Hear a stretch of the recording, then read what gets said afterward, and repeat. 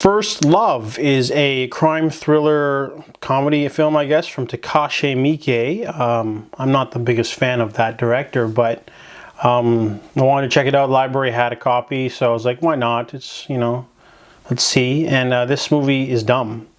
There's no other words for it. It's about a low-level Yakuza man named Kase. He teams up with a corrupt cop. He wants to rob a shipment of drugs of meth coming in.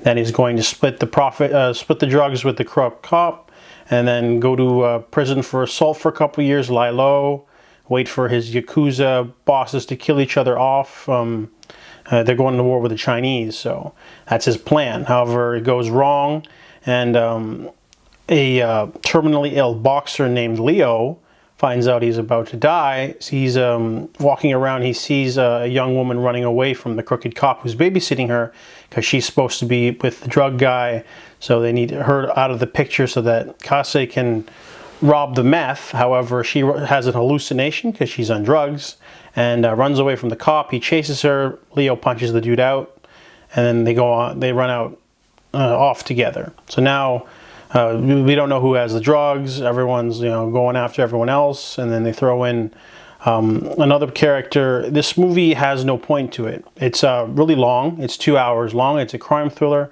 Nothing really happens in the first hour of the film. The acting's not very good.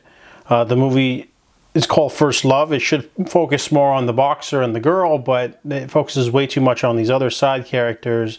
There's this woman who gets her lover killed, so she spends half the movie screaming, wanting revenge, and I got sick of her immediately, and the whole movie isn't very interesting in the first hour. The second hour decides to try to ramp up the violence a little bit, but it just doesn't gel well with the elements. It's supposed to be like this serious crime thriller, but you know, every time someone shoots someone else, a giant pink mist, and like it looks like the bullet put like a 10-centimeter hole in the guy, and it comes off as really campy even though it's not supposed to.